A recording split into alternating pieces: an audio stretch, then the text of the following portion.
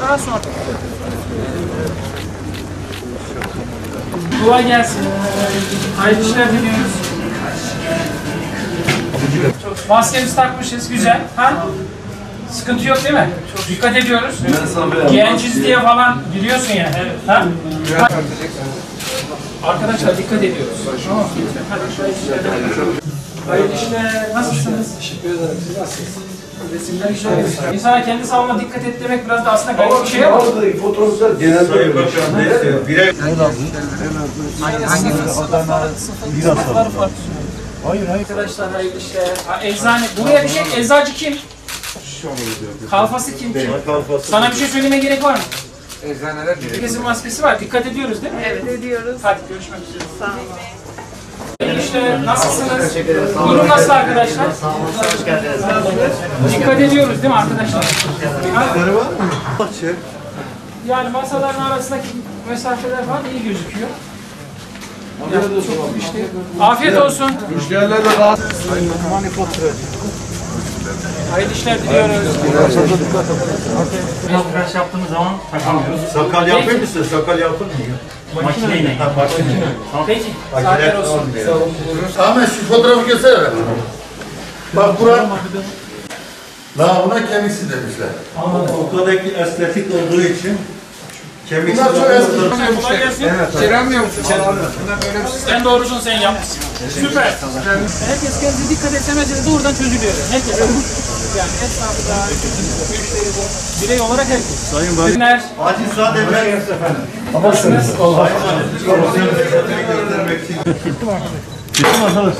Bitti başkanım. Geçmiş bayramınızı tebrik ediyoruz. Aynı zamanda Türkiye'de meydana gelen deprem nedeniyle bütün Malatyalı kardeşlerimize geçmiş olsun dileklerimizi iletiyoruz sözlerimizin başında.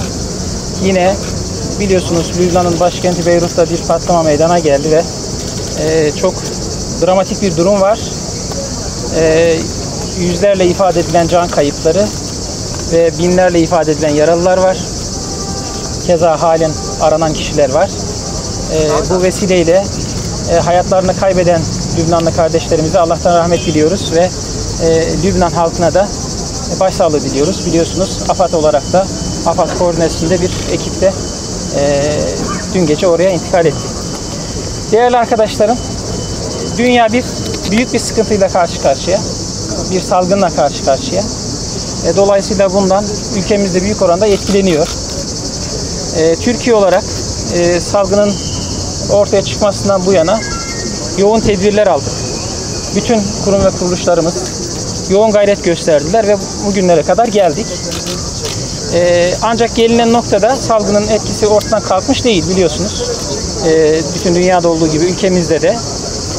Bugün bu çerçevede Sayın Bakanımızın talimatları doğrultusunda bütün ülke satında genel denetimler yapıyoruz.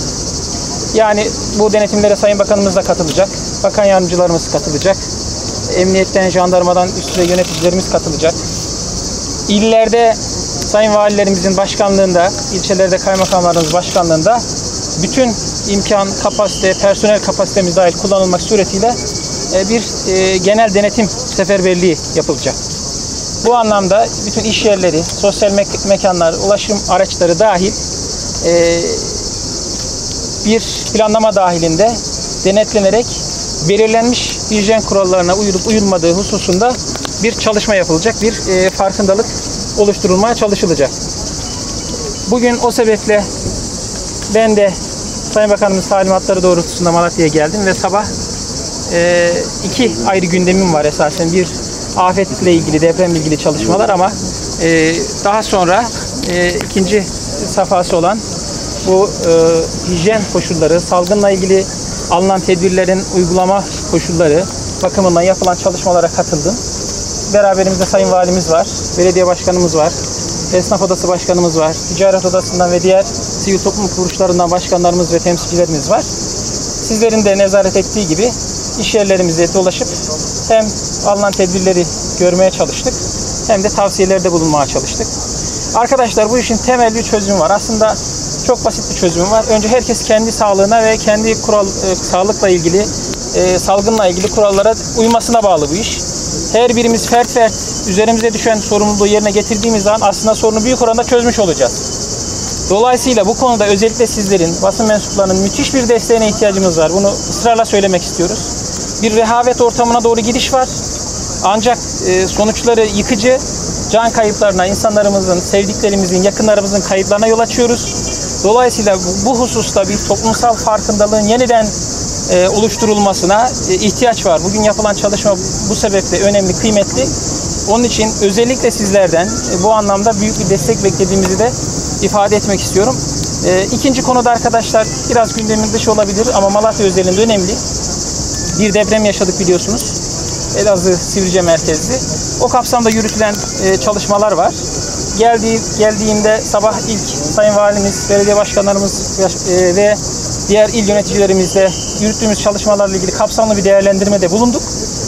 Biraz sonra da son depremin olduğu Kütürge'deki köylerimize, mahallelerimize giderek hem insanlarımızı, kardeşlerimizi dinleyeceğiz. Hem yürütülen çalışmalarla ilgili bilgi alıp o anlamda da bir gayret ortaya koymaya çalışacağız.